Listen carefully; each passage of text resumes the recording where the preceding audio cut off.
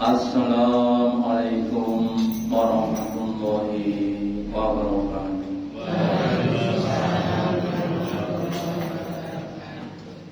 Alhamdulillahilladzi at'amana bi ni'matil iman wal islam.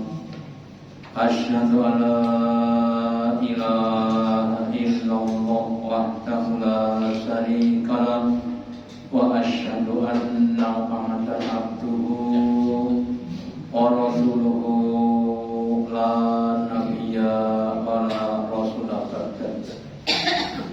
Allahumma shalli ala Muhammad wa ala ali Muhammad kama shallaita ala ali Ibrahim innaka Hamidum Majid wa barik ala Muhammad wa ala ali Muhammad kama barakta ala ali Ibrahim innaka Hamidum Majid. Qala Allahu ta'ala fi kitabil karim. A'udzu billahi minasy syaithanir rajim. Ya ayyuhalladzina amanu ittaqullaha haqqa tuqatih wa la tamutunna illa wa antum muslimun. Wa qala Aisyah alaihi wasallam wa kana Rasulullah idza amila alam ayyutina. Bapak Ibu hadirin yang dirahmati Allah, yang pertama dan utama, marilah kita selalu meningkatkan, menambahi kesyukuran kita, keimanan dan ketakwaan kita kepada Allah Ta'ala dengan menjalankan perintahnya dan menjalankan larangannya. Juga pentingnya kita memungkinkan, menyempurnakan amal-amal kita supaya mendapat nilai pahala yang sempurna.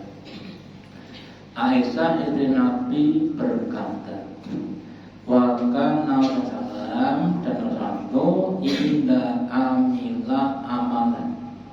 Ketika beliau itu mengamal-amal ayyutinahu, Nabi selalu menyempurnakan sehingga dicapai pada tingkatan atau level atau kualitas yang sempurna. Sekarang ada istilah premium, premium, beras premium, ya, beras yang berkualitas pertama atau yang paling baik. Itu amal-amal yang premium, amal yang berusaha untuk sebaik-baiknya. Kemudian yang berikutnya lazimatu, yang kedua setelah ditunaikan dengan kemudian dilazimi, dibiasakan sehingga menjadi suatu kebiasaan. Lah kalau sudah dibiasakan, biasanya sudah tidak terasa berat. Usahakan kita semuanya, termasuk saya, untuk menyempurnakan amal dan melazimi menjadi amal-amal yang istiqomah sampai akhir penuh iman. Bapak Ibu yang berkata, manusia itu adalah makhluk sosial, makhluk yang hidupnya harus bersama dengan orang lain dalam setiap komunitas, mulai dari keluarga, desa, sampai negara, sampai dunia. Jadi dalam setiap komunitas itu tentu ada yang pemimpin, ada yang dipimpin. Suatu hal juga begitu, terdiri daripada umumnya bapak, ibu, anak, ya. Bapaknya menjadi kepala rumah tangga, ibunya jadi pembawanya, jadi anggotanya. Lah kemudian semakin tinggi levelnya, level tingkatannya, akan semakin luas kekuasaannya, ya. Lah pemimpin itu biasanya mengarahkan, memerintahkan kepada siapapun yang dipimpinnya. Kemudian pemimpin dapat dibedakan jadi itu pemimpin yang dan pemimpin yang tidak baik. Pemimpin yang baik itu adalah pemimpin yang memimpin, mengajak, memberikan program-program kepada rakyatnya, anggotanya untuk taat kepada Allah. Contohnya Nabi Sulaiman, contohnya Nabi dan sebagainya. Sebaliknya pemimpin yang jelek, yang buruk itu adalah pemimpin yang dia mengajak siapapun yang dipimpin, yang dikuasai dari anggotanya untuk ingkar kepada Allah. Contohnya Fir'aun, Namrud dan lain sebagainya. Lah pemimpin yang buruk itu besok akan menanggung dosa-dosanya orang yang dipimpin. Kenapa? Dia yang memberikan suatu program. Maka di dalam surat Al-Ankabut ayat ke-13 Allah katakan wa la'luna aqlam wa aqlam aqlim, yang artinya dan sungguh pemimpin yang buruk itu akan menanggung dosa-dosa mereka para rakyat wa aqlam aqlim, dan juga dosa-dosa lainnya. Contohnya Fir'aun itu akan menanggung dosanya sendiri, yang selama hidupnya dia berada pada kekafiran dan kemaksiatan, termasuk kemusyrikan, masuk kesombongan, ditambah dengan wa'lam ma'a aqlihim, dan juga dosa-dosanya rakyatnya Fir'aun yang diperintah Fir'aun untuk berbuat keburukan. Dan lasaluna yawmati amma amilatan, dan kemudian juga akan ditanya besok hari kiamat dari apa-apa yang mereka bikin selain Allah. Contohnya saja. Kenapa kok Fir'aun itu sampai mengatakan ana rabbukumul a'la? Yang artinya dia mengatakan bahwa aku ini adalah Tuhanmu yang maha tinggi. Apa sebabnya dia berkata begitu? Karena mereka merasa kuasa di mana? Paling sak negara Mesir. Sedangkan Allah itu adalah penguasa semesta alam. Tidak cuma di dunia, juga di langit itu kuasa Allah. Atau yang lainnya Bapak Ibu, pada zaman Nabi Nuh ada para pembesar itu yang mengajarkan, memprogramkan suatu ketetapan kepada untuk nyembah berhala. Setidaknya ada 5 berhala, Yakub, Yagus, Wan, dan Juan Nasron, yang dibentuk kemudian disembah oleh rakyat tadi. Terus misalkan ditanya, kenapa kamu kok buat program untuk nyembah berhala, sebabnya apa? Lah pertanyaan itu mustahil akan bisa dijawab, tidak ada dasarnya. Hanya Bapak Ibu kamil, setiap orang termasuk kita itu akan mengalami berbagai macam ujian-ujian, termasuk ujian yang namanya pemimpin, siapapun namanya, bagaimanapun levelnya. Maka di dalam Islam itu mengajarkan, jika pemimpin itu berada pada kebenaran maka dukunglah. Jika pemimpin itu berada pada kebenaran maka Rasul berkata, yang namanya orang atau masyarakat yang paling aku suka itu adalah orang yang mau mengingatkan kepada saya. Jadi Umar bin Khattab ketika jadi khalifah kalau dikritik senang bukan senang, ya Pak ya. Ya, kita juga begitu. Entah kita sebagai orang tua dan sebagainya, monggo kita berusaha untuk objektif. Kalau kita salah diingatkan, monggo diterima dengan lapang dada. Ya, suatu saat Umar sedang di dalam rumahnya sedang sibuk.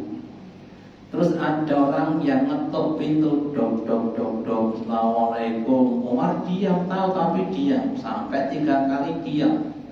Kemudian orangnya pergi. Setelah Umar selesai kerjanya, kemudian dia buka pintunya dan mencari orangnya. Loh, siapa tadi yang ngetuk pintu saya? Gak ada, sudah pergi. Ya, kemudian dia kemudian keluar mencari orangnya. Ternyata ada beberapa orang yang sedang duduk, kemudian ditanya, siapa tadi yang itu? Tidak, saya Pak Umar. Dan kenapa kemudian pergi?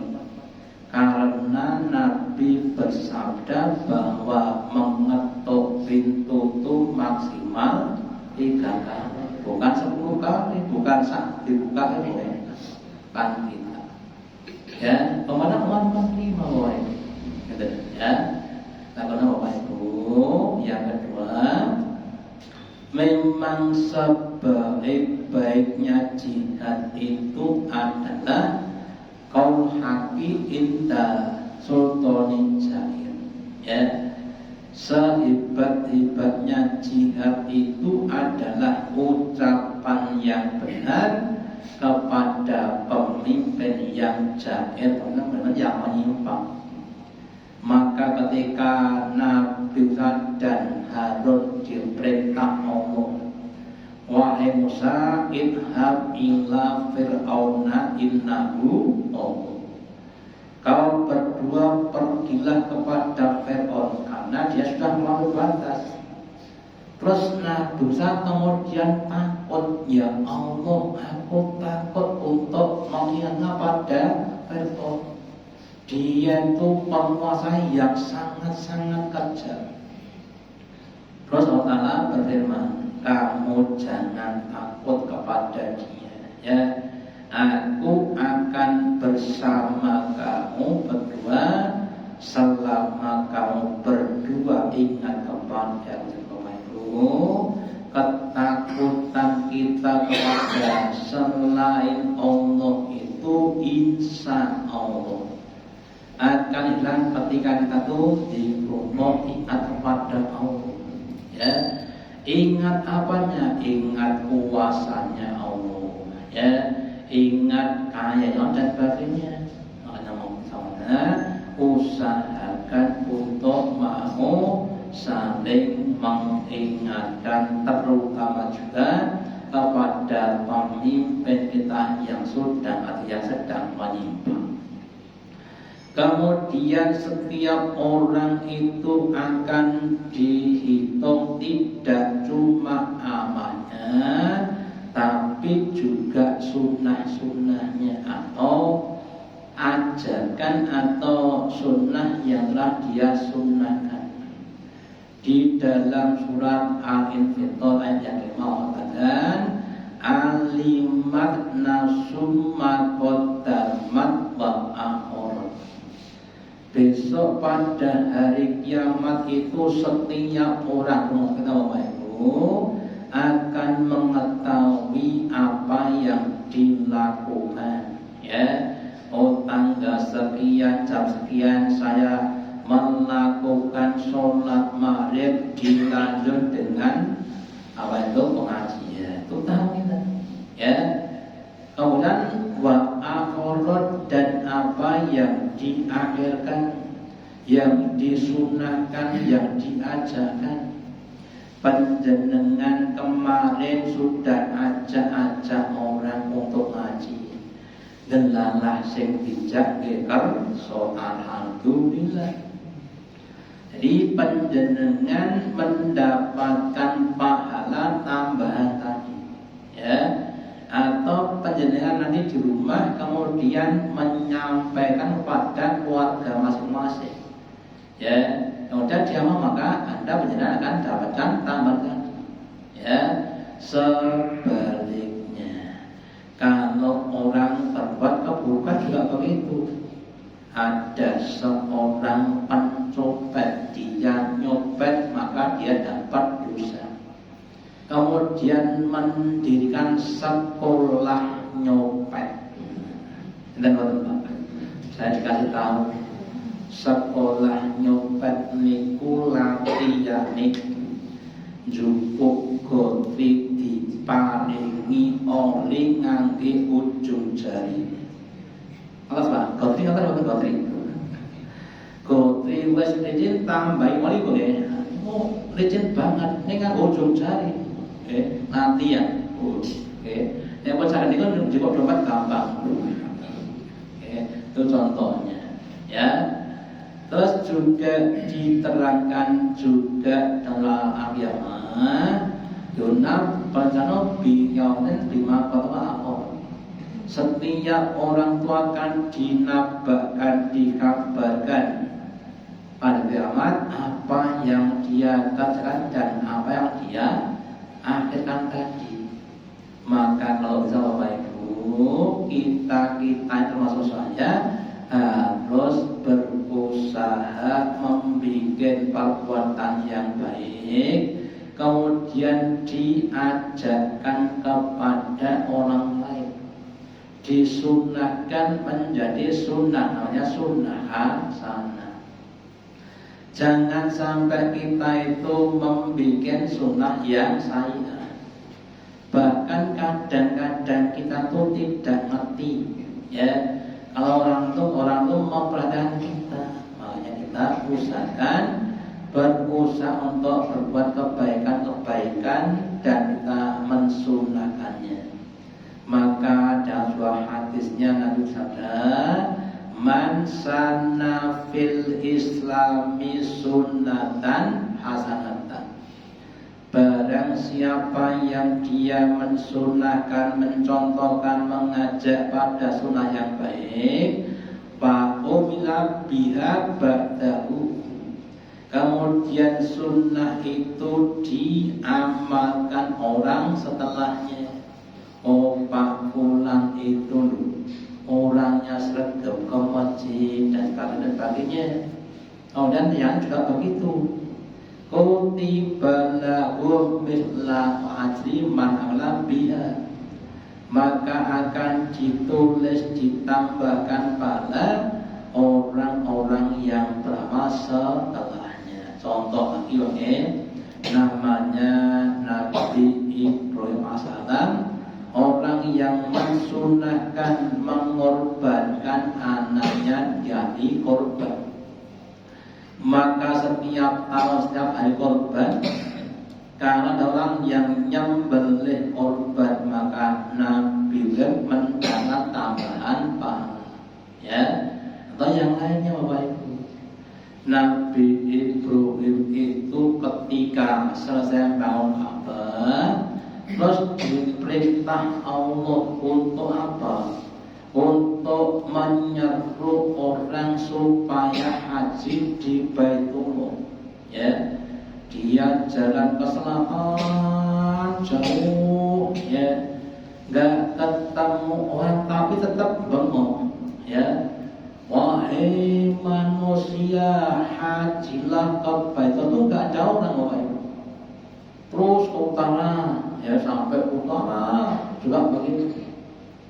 Dan juga begitu Bapak Ibu, itu seandainya mau, sing diperintah kita ngelakukan betul. Kita ngelakukan betul. Kon nyentuh wong ning wong itu ora ono. Kira-kira betul. Gusti Allah kok ngono to. Ora ada wong kon nyentuh, gitu.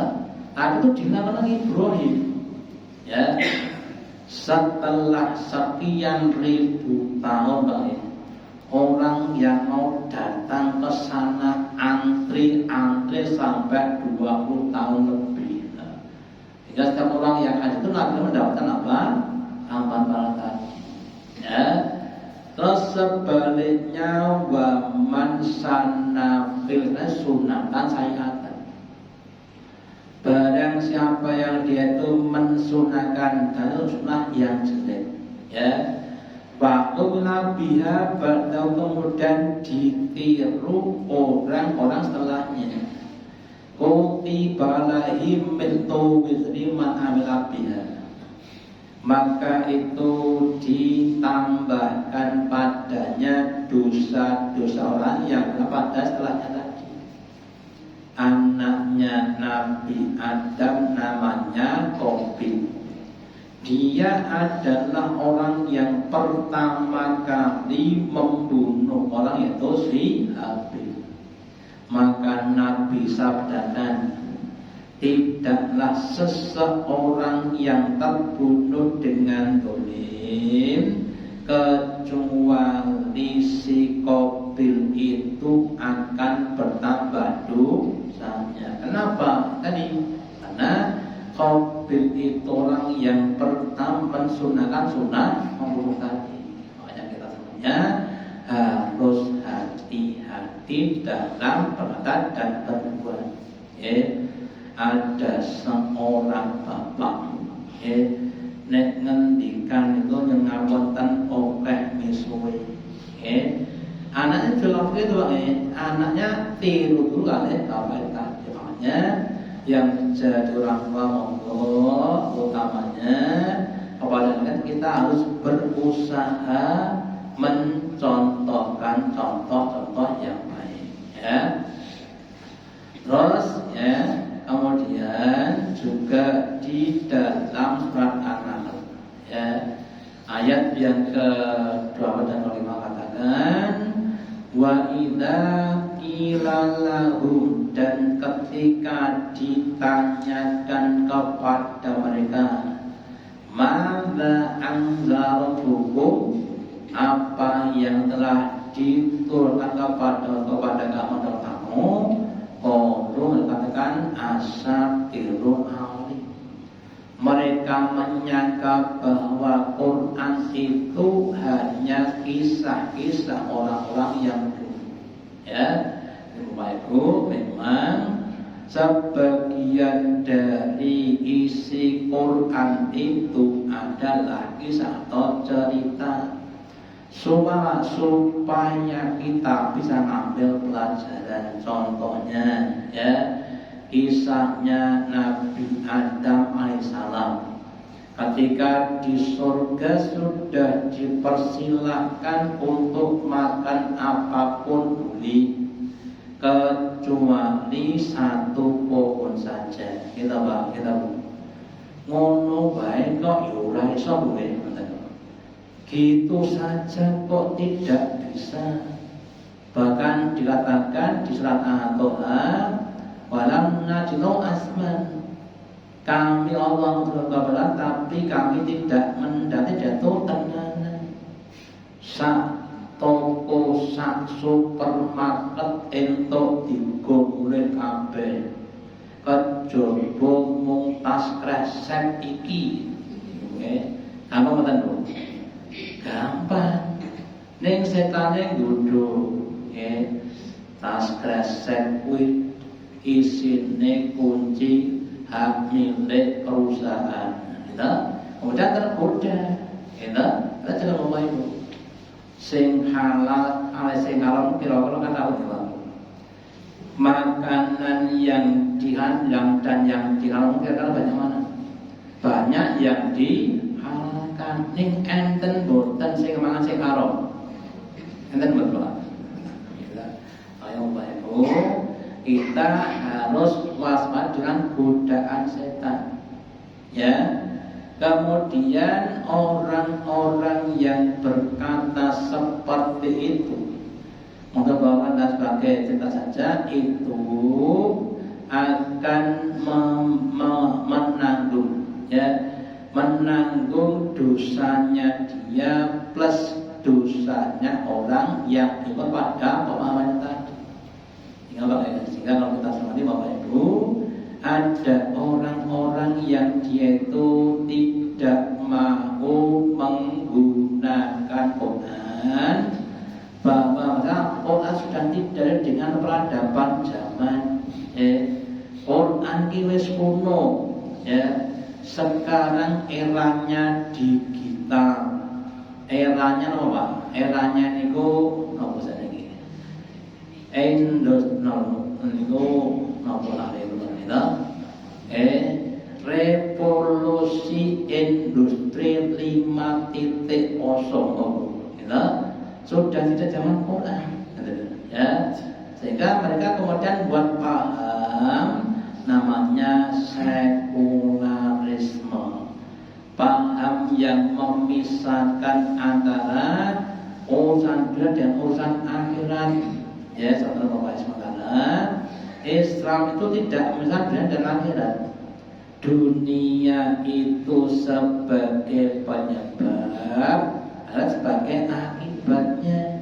Ya, sehingga ketika kita bicara ekonomi, sosial, politik juga pakai nama Islam. Ya, jangan sampai nanti sonate mempeng mocone Quran menek dodol ngapusi. Berarti kan tidak sesuai dengan apa Quran tadi gitu. Ya, atau yang lainnya. Ya, mempeng gawe pondok masjid badan uangnya korupsi. Berarti kan tidak cocok. Orang-orang yang dia menggunakan atau memahami bahwa Quran itu hanyalah kisah, ada suatu pemahaman yang salah. Sebaliknya yang benar, Quran itu adalah hudan, adalah petunjuk, ya, bagi siapapun yang ingin menyelamatkan hidupnya dunia sampai besok di akhirat. Ya, semua masalah dalam kehidupan itu semua dijelaskan di dalam Al-Quran. Saya pernah melihat sebuah video seorang wanita mengatakan, katanya Quran sebagai hukum, bisa cuma cerita-cerita. Ini satu kisah. Ada orang namanya Archimedes. Kenal betul Pak Archimedes? Dia itu yang pertama kali menciptakan hukum Archimedes, bahwa benda yang dimasukkan di air akan mendapatkan apa? Tekanan dari bawah. Niku aslinya batu tidak menyangka. Dia bingung karena dapat tugas, terus kemudian nyemplung ke bak mandi.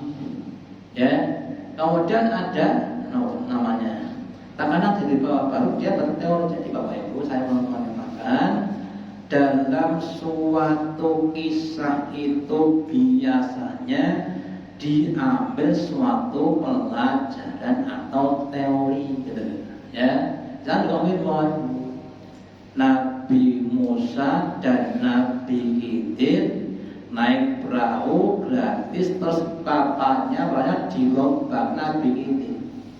Gitu. Kemudian Nabi Musa berkata, "Hei Khidir, kenapa kamu merusak perahu ini? Wes numpak gratis kok malah rusak kapalnya?" Gitu.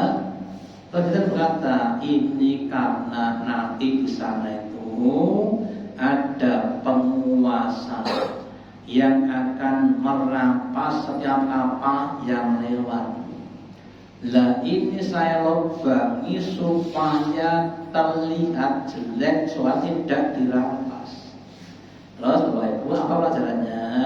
Takwilnya, kita itu kalau terpaksa boleh melakukan satu kemungkaran yang kecil untuk menghilangkan kemungkaran yang lebih besar. Di Bapak Ibu, setiap ada namanya postulat atau takwilnya tadi, gitu. Nah, kemudian kemudian dikembangkan sehingga akan menjadi akurat dan sebagainya. Kembali Bapak Ibu, mari kita berusaha menjadi pemimpin-pemimpin yang baik.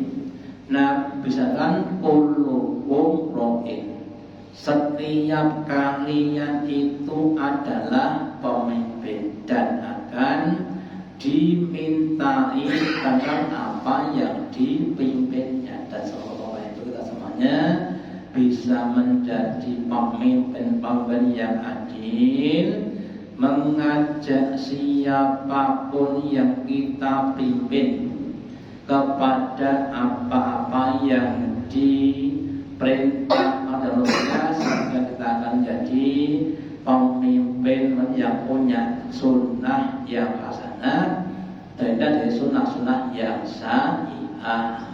Ya, demikian yang harus saya sampaikan kepada manfaatnya.